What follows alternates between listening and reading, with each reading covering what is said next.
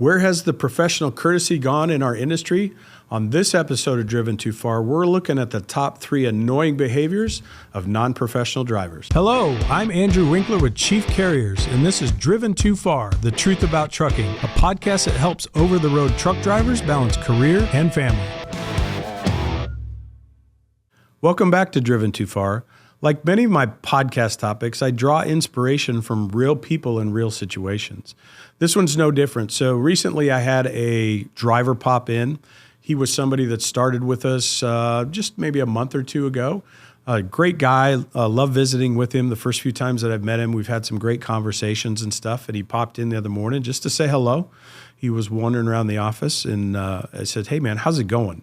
Because he was somebody that drove years and years ago, say 20 years back, something like that. And he'd been out of trucking for some time. So I know he recently got back into it, and we'd had some previous conversations about, what's it like? Is it the same as it was? Are you kind of getting back in the saddle? Does it feel like it always did? That whole thing about never forget how to ride a bike type thing. I was just curious how things were going out there for him. And he goes, I'm actually really loving it. I'm getting into it. I'm getting used to my truck again. So it was a new style truck for him, something a lot different than what he had previously drove. But you could tell he was really enjoying it out there. He's like, yeah, I'm just out there doing my thing. He doesn't have a lot of family issues or pressures or anything like that. He's just able to get out there and enjoy the road. He goes, but the one thing I have a question for you about, he goes, what happened to the courtesy, the professional courtesy out there on the road? He goes, it feels like it's just all gone and all changed. So I got, man, you know what? That's a great topic for a podcast because it's a fair question, and I think we've all probably seen that. The first thing he brought up was truck stops, right? And he's thinking about parking. He goes, I don't know what it is. He goes, I was out at this truck stop the other night, and he goes, I was trying to get in there, and for whatever reason, it was like all the trucks were kind of making up their own rules out there. They're just parking wherever they want and as close to the entrance as they want. They were parking in places that were not designated parking areas. He goes, it was kind of crazy. He goes, but what was interesting, he goes, if you went to the back of the truck stop, the back row was completely open. So, I thought that was a great point and stuff. I don't know what everybody's deal is, if they think they got to be first to get out of the truck stop on the road, park towards the entrance, kind of make their own spaces, if you will. But from our perspective, and when I think of the safety things that happen in our industry, we probably spend more money every year repairing trucks that get hit in truck stops than we do any other kind of accident. And it's unfortunate because a lot of times you get a hood ripped off or you get backed into when somebody's trying to park in a truck stop, something like that.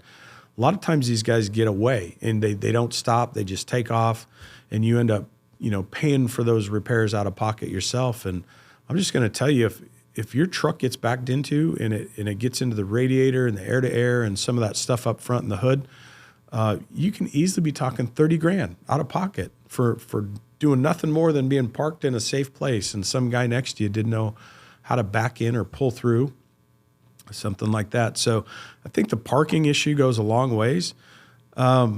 Take your time. If there's more space in the back and it's well lit, that's what you need to be doing. You don't need to be the closest guy to the truck stop. I'm not sure why everybody thinks they have to park in the front row, especially if I was like an owner operator and I was responsible for the safety of my own vehicle and the expenses of that.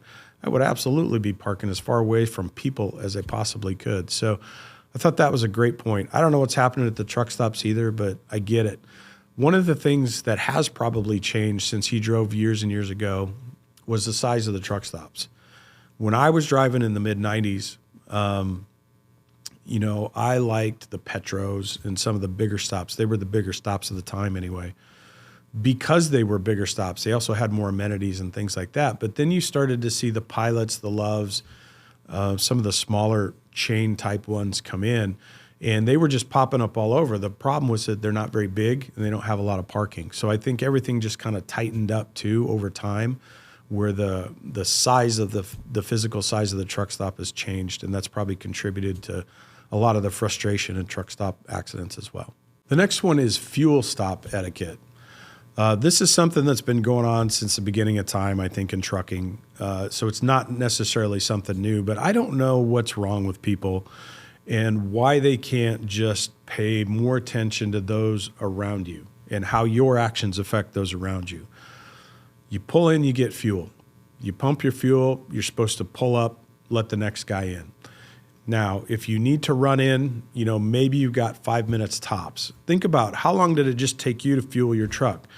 You can probably fuel the truck within 5 to 7 minutes these days, something like that. So if you're going to pull up and then leave your vehicle, don't go into that truck stop for more than 5 minutes, because if you did, now you're causing a bottleneck with the guy that was behind you. He can't pull up because you're still sitting there. And I know what these guys think. They think, I'll just run in, use the restroom quick, and I'll grab a drink, and I'll grab a sandwich, and I'll buy a lottery ticket and all those things and stuff. But you can't do that in 5 minutes. So be courteous, be thoughtful.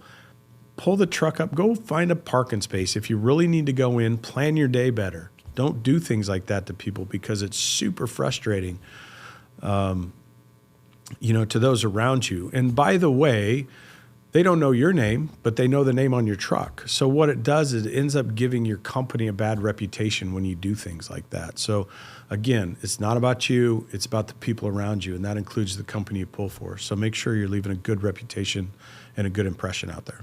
The last one is during our conversation is kind of one that I brought up, and this is something that it bugs me. It's always bugged me, and I bet it bugs the heck out of you too. But it's the driving on the interstate, and it's the passing and not understanding a left lane and a right lane and those kind of things and how to use those properly. So the first thing is what we call elephant racing, right? That's when you get two trucks. Somebody thinks he's got to pass on the left, and he's governed probably 1 mile an hour faster than the guy he's trying to pass. It takes forever, especially if there's hills involved and weight issues in the trucks and things like that. I don't know why you think you need to pass. When you think about that, if you're only going 1 mile per hour faster than that guy and you've got 10 hours on your clock, that's 10 miles in a day. That's 10 miles you could have got further down the road. That's not enough to worry about. That's not enough to cause traffic jams and bottlenecks and all kinds of frustration of the people behind you. So that's what we're talking about when we're talking about a little bit of common courtesy about your actions. Think about how your action is going to impact the people around you. Now, there's certainly going to be times in the day where there's no traffic behind you, and you could do that because you know it's going to take a little bit longer to get up and around those people. But man, don't do it in the height of the day when you can already see cars coming in your mirror. As a professional driver and then as a public motorist too, when we talk about things about road rage and the image that trucking leaves with people, if you want to know why people don't like trucks, that's why. Because of situations like that. And you're probably the guy doing it. So think about that before you pull out into that left lane. Make sure you got plenty of space. There's not already cars coming up. The four-wheelers are probably running 10 to 15 miles an hour faster than you're able to go anyway. So you got to account for that. Even though they may be way back in the mirror, they're coming up on you pretty fast. So think about that stuff. I always think about one of our shag drivers out in Indiana. He first time I'd heard the term, but he calls them center lane sissies. And I had to laugh. I go, what is that? He goes, you know what that is. He goes, that's 3 lanes going the same direction, and it's that one guy that's always hanging out in the center lane. He causes just as much problem as the guy that is sitting over in the left lane and won't get out, because the guy in the center lane inevitably causes bottlenecks as well. So I thought that was a great point too. Listen, the rules of the road is you drive on the right, you pass on the left. So always try to be as far right as you possibly can. Use the left lane to get out and pass, get back into the right. It's really simple. If we all did that, can you imagine how much better traffic might flow? Now, maybe you're the guy in the right lane and you're doing everything right. You're minding your own business, got your cruise control set, you're having a great day. You're going to get your 500 or 600 miles in and you're not bugging anybody. But you notice in the mirror that here comes the guy on the left that's going to try to get around you, and he's barely going faster than you. What can you do about it? This is your chance to be professional. And I know it doesn't necessarily feel right because, like I said, you're doing everything right.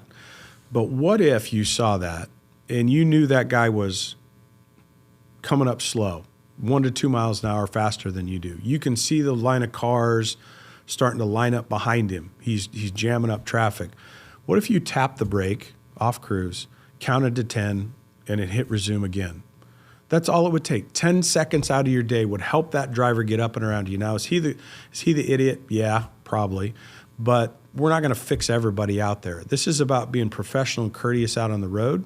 What could you do in this situation? There is something you can do. You can't control his behaviors in the left side, but you can control yours. And for 10 seconds, I would think a lot of people would definitely appreciate what you did. That driver that's trying to pass you and all the motorists that are trying to get around him as well. So think about that one. Now, if we could just figure out how to teach all those four-wheelers how to drive too. I know that's probably one of the biggest frustrating things out there is you always come up against the car that's parked in the left lane, kind of hanging out there, and they just act like they own that left lane, and there's not much you can do. You're tempted to come up on their bumper to try to help kind of push them over a little bit or encourage them to get over. Trust me, they don't get it. They don't know how to use their mirrors. They don't see it. They're just looking forward, and that's all they can think about. So don't be the guy that's tailgating. Don't set yourself up for a bad situation. So many of the larger truck lines now, we're all using cameras and dash cams and stuff like that. All you're going to do is end up getting yourself a triggered event. You're going to get a call from your safety guy, want to know why you're riding that bumper so tight. But just recognize those situations. Again, that's part of being the professional. Some things you can change and impact, and some things you can't. So it's knowing when and what you can do, and just making the right judgment call. But don't be tailgating people either. That doesn't help. So to wrap up the whole frustrations thing, just real quick, take an extra 60 seconds. Go to the back of the truck stop. Go to the back, the last lane back there. Is there open parking back there?